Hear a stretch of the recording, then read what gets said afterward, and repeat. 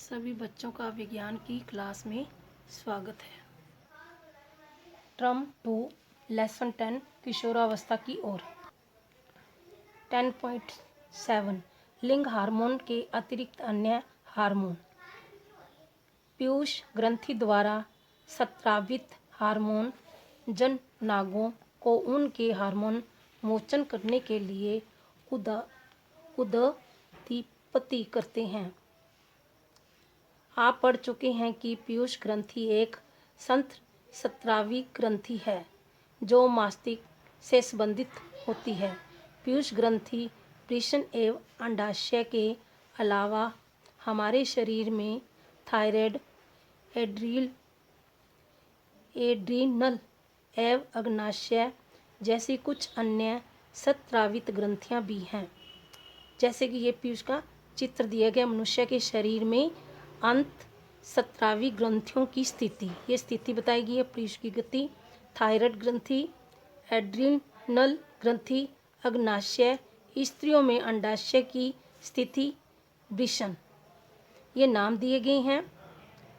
एक बार जब वे अपनी डॉक्टर बुआ के घर गए थे तब उन्होंने वहाँ काका नाम के एक लड़के को देखा जिसका गला बहुत सूजा हुआ एवं उभरा हुआ था।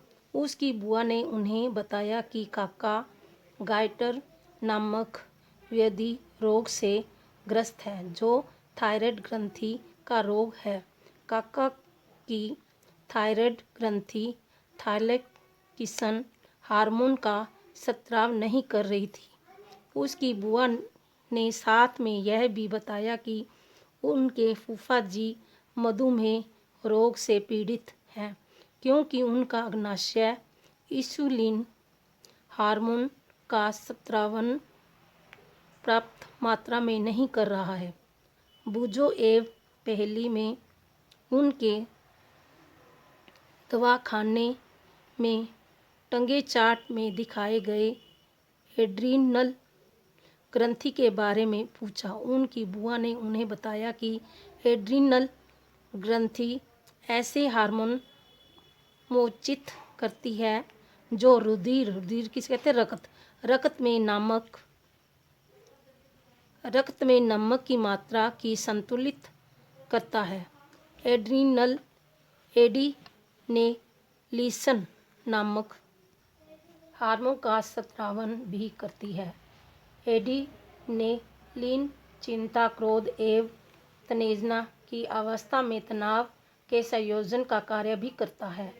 एड्रीनल तथा थायराइड ग्रंथि पीयूष ग्रंथि द्वारा स्रावित हार्मोन के माध्यम से मिले आदेश के अनुसार ही अपने हार्मोन का स्राव करती है। पीयूष ग्रंथि वृद्धि हार्मोन भी स्रावित करती है जो व्यक्ति की सामान्य वृद्धि के लिए जरूरी है। 10.8 कीट एवं मेंढक में जीवन चक्र पूर्ण करने में हार्मोन का योगदान। जैसे कि मैंने आपको कीट वाले लेसन में जीवन चक्र बताया था, कीट का और मेंढक का। रेशम के कीट एवं मेंढक के जीवन चक्र के बारे में आप पढ़ चुके हो। इल्ली को व्यक्त शलभ बनने तक कई चरणों से गुजरना पड़ता है, जैसे कि आपने 7वीं कक्षा में पढ़ा। रेशम के कीट के जीवन का चक्र को याद करिए। इसी प्रकार टैडपोल को भी वयस्क मेंढक बनने के लिए कई चरणों से गुजरना पड़ता है। लार्वा से वयस्क बनने की इस प्रक्रिया को कायंत्रण कहते हैं। कीटों में कायंत्रण का नियंत्रण कीट हार्मोन करते हैं। मेंढक में इसका नियम थायराइड द्वारा स्रावित हार्मोन थायरोक्सिन करता है। थायरोक्सिन में उत्पादन के लिए जल में आयोडीन की उपस्थिति जरूरी है। यदि उस जल में जिसमें टैडपोल वृद्धि कर रहे हैं आयोडीन नहीं है, जो टैडपोल वयस्क मेंढक में परिधारित नहीं हो सकता। 10.9 जननात्मक स्वास्थ्य। व्यक्ति का मानसिक एवं कायंत्रिक विसंगति मुक्त होना उस व्यक्ति का स्वास्थ्य कहलाता है। किसी भी आयु के व्यक्ति के शरीर को स्वस्थ रखने के लिए उसे संतुलित आहार की जरूरत होती है। व्यक्ति को व्यावृत्त स्वच्छता एवं सफाई का नियमित रूप से पालन तथा प्रातः शरीर व्यायाम भी करना चाहिए।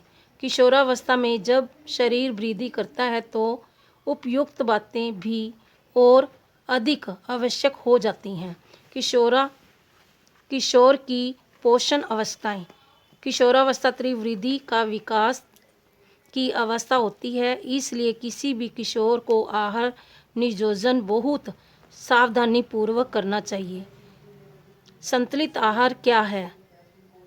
संतुलित आहार का अर्थ भोजन में प्रोटीन, कार्बोहाइड्रेट, वसा, विटामिन एवं खनिज का अधिक मात्रा में शामिल होना।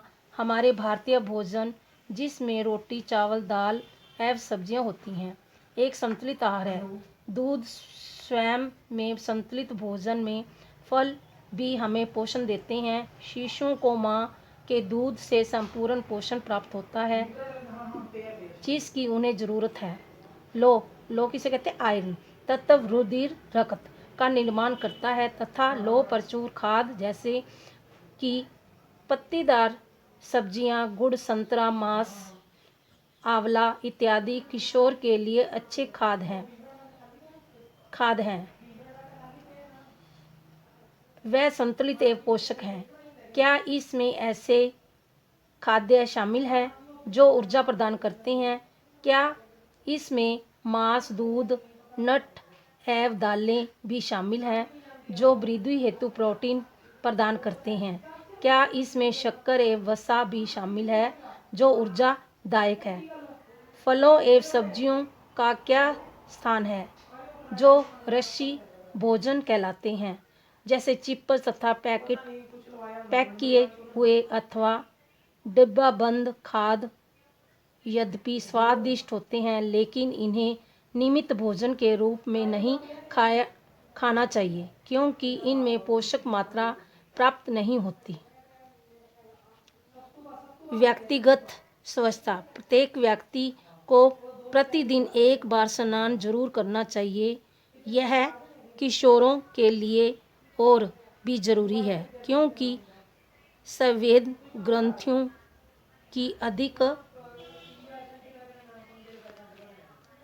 क्रियाशीलता से शरीर से गंध आने लगती है।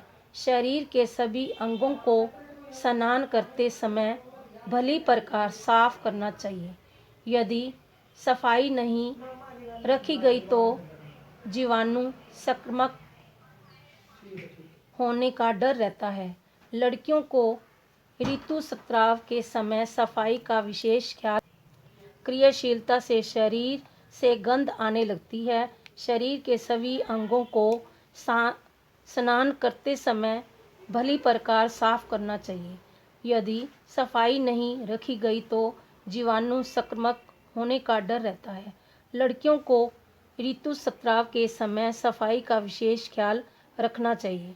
उन्हें अपने ऋतुस्राव चक्र का ध्यान रखते हुए उनके लिए तैयार रहना चाहिए। शारीरिक व्यायाम। ताज़ी हवा में खेलना एवं टहलना शरीर को चुस्त एवं स्वस्थ रखता है।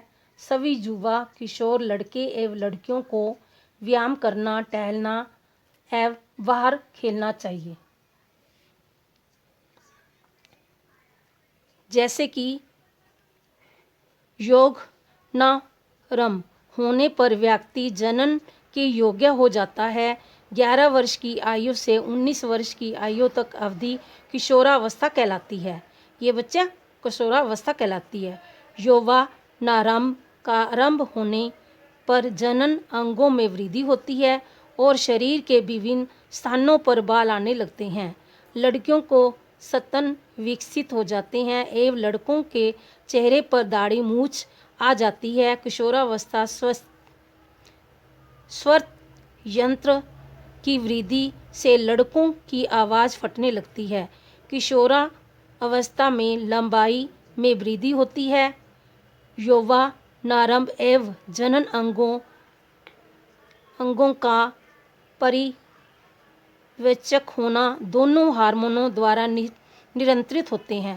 हार्मोन अंतःस्राव ग्रंथियों द्वारा स्रावित पदार्थ हैं जो सीधे रुधिर में रक्त में पहुंचते हैं।